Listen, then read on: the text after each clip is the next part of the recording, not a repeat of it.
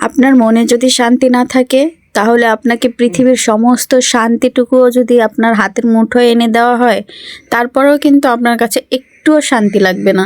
So hello everyone, আসসালামু আলাইকুম। সবাই কেমন আছেন? আশা করি সবাই ভালো আছেন। এদিকে আমরা তো খুবই ভালো আছি। আমরা আজকে আবারও চলে যাচ্ছি বাজারে। তো চলেন বাজারে যেতে যেতে আপনাদের সাথে একটু গল্প করে নেই। আমার মনে হয় যে পৃথিবীতে যদি একমাত্র শান্তির একটা বিষয় থেকে থাকে একটা নারীর কাছে, সেটা হচ্ছে তার মানসিক শান্তি। মানসিক শান্তির থেকে বড় আর কিচ্ছু হতেই পারে না। আর সেই মানসিক শান্তিটা কি জানেন? সেই মানসিক শান্তিটাই হচ্ছে স্বামী। মনে করেন আপনি বাহিরে আছেন, এখন কিন্তু অঝরে বৃষ্টি পড়া শুরু করলো, তখন আপনি কি করবেন? যদি ভিজতে না চান, আপনি তো অবশ্যই ঘরে যাবেন। আর যদি ঘরের চালটাই ফুটো থাকে, তাহলে আপনি কোথায় যাবেন? তাহলে কিন্তু আপনার যাওয়ার কোথাও জায়গা নেই। আপনি বাহিরে গেলেও ভিজবেন, ঘরে থাকলেও ভিজবেন। বিবাহিত নারীদের ক্ষেত্রেও সে একই। আপনার স্বামী যদি ভালো থাকে, বিবাহিত নারীদের ক্ষেত্রেও ওই একই। আপনার স্বামী যদি ভালো থাকে, তাহলে আপনার আশেপাশের যত লোক আছে সবাই যদি আপনাকে খারাপ বলুক, ভালো বলুক, যাই মন চায় তাই বলুক, সেগুলো কিন্তু আপনার গায়ে লাগে না। কারণ কি জানেন? কারণ একজন তো আছে আপনার পাশে থাকার, সেটা হচ্ছে আপনার স্বামী।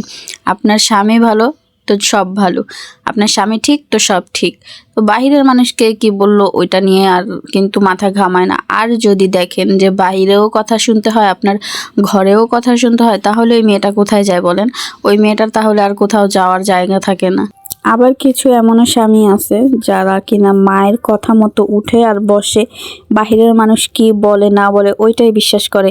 ঘরে একবারও কিন্তু নিজের স্ত্রীর কাছে শেয়ার করে না বিষয়টা, যেটা কি আসলে সত্য কি মিথ্যা।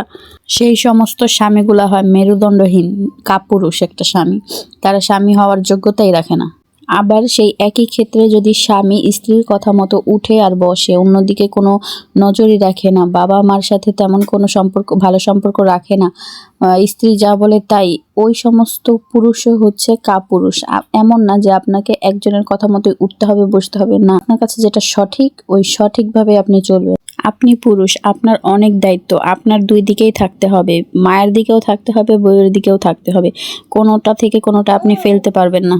আপনি যদি আপনার স্ত্রীকে প্রপার মানসিক শান্তিটা দিতে পারেন, তাহলে কিন্তু আপনি সেই আপনার স্ত্রী থেকেও কিন্তু প্রপার মানসিক শান্তিটা ব্যাক পাবেন। আর যদি আপনি ওই শান্তিটা স্ত্রীকে নাই দিতে পারেন, তাহলে কিন্তু ঘরে আপনারও শান্তি মিলবে না। তো আমরা কিন্তু বাহিরে চা নাস্তা খেয়ে একদম বাসায় চলে আসছি এখন। আর আমরা বাজার থেকে কিছু সবজি কেনাকাটা করছি, যেগুলোর ভিডিও আর করতে পারিনি, তো আপনাদেরকে দেখাচ্ছি কি কি কিনেছি। এখানে 1 ডজন ডিম নিয়েছি, আর কিছু বিস্কিট, চিপস, কেক বাচ্চাদের জন্য, আর কাঁচা বিস্কিট নিয়েছি, বড়রা চা দিয়ে খাবে, কিছু আচার, লিচু নিয়েছি কয়েকটা। আসলে এগুলো বাচ্চারা দোকানে গেলে এগুলো কেনার জন্য পাগল হয়ে যায়, যদিও এগুলো একদমই ভালো না। এখানে লেবু কিনেছি আর ফুলকপি, বেগুন। ফুলকপিটা হচ্ছে 30 টাকা না 40 টাকা নিয়েছিল, মনে নেই। আর বেগুন হচ্ছে 30 টাকা কেজি রাখছে। আর এইখানে কিছু জিলাপি, এগুলো হচ্ছে গুড়ের জিলাপি, একদম গরম গরম ভাজতেছিল ওইখানে। আর এইদিকে একজন হকার আসছে, পাতিল, পুরনো পাতিল, হাঁড়ি পাতিল নিয়ে নতুন হাঁড়ি পাতিল বিক্রি করে। তো ওই জায়গায় আমাদের বড় একটা পাতিল ছিল যে গরুকে খাওয়ানোর, ওইটা দিয়ে আমরা একটা বড় পাতিল নিছি। ওইটা মানে পাতিলটাও নিচ্ছে, আবার টাকাও লাগে। তো মিলায় ঝিলায় আর কি পাতিলের ওজন করায় আর কিছু টাকা কাট করে, আবার যা লাগে তা ভরে তারপরে নিতে হয়। তো আমাদেরও টাকা লাগছিল, 1000 টাকার মতো লাগছিল। তো আমরা আসছি সব কিছু গুছগাছ করবো। এখনো দুপুরে আমরা খাওয়া দাওয়া করি নাই, সবাই উঠানো বসে আছি। এখন আমরা আর কি ফ্রেশ ট্রেশ হয়ে দুপুরে খাওয়া দাওয়া করব। তো আমরা খাওয়া দাওয়া শেষ করে রেস্ট করে আবার আরেক জায়গায় যাব, ওইটা পরবর্তী ভিডিওতে আপনাদের সাথে শেয়ার করব। আল্লাহ হাফিজ।